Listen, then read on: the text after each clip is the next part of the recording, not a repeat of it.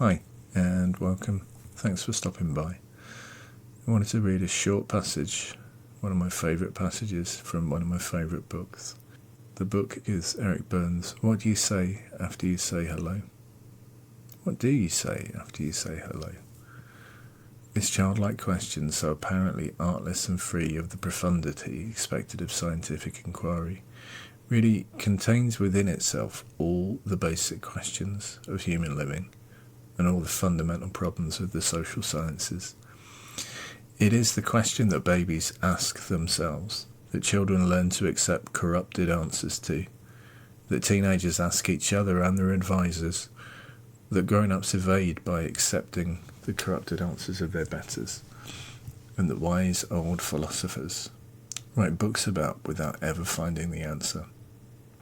It contains both the primal question of social psychology, why do people talk to each other, and the primal question of social psychiatry, why do people like to be liked? Its answer is the answer to the questions posed by the four horsemen of the apocalypse: war or peace, famine or plenty, pestilence or health, death or life. It is no wonder that few people find the answer in their lifetimes, since most go through life without ever finding the answer to the question which precedes it. How do you say hello? How do you say hello?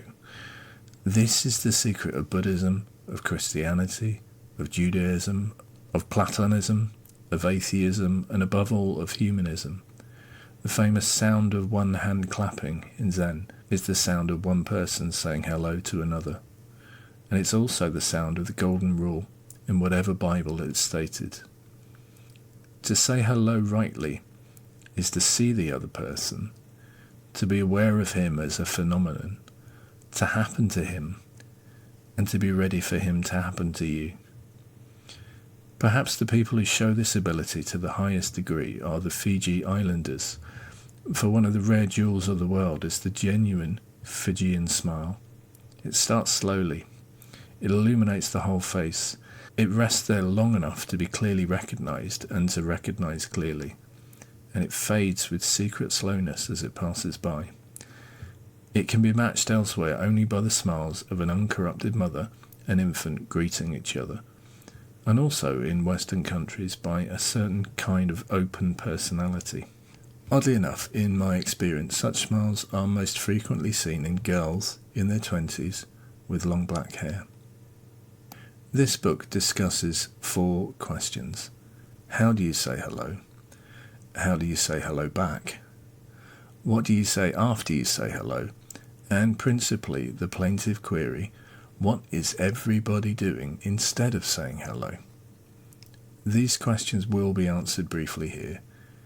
The explanation of the answers will occupy the rest of this psychiatric textbook, which is addressed first to the therapist, secondly to his patients as they get cured, and thirdly to anyone else who cares to listen. Number 1. In order to say hello, you first get rid of all the trash which has accumulated in your head ever since you came home from the maternity ward, and then you recognise that this particular hello will never happen again. It may take years to learn how to do this. Number 2.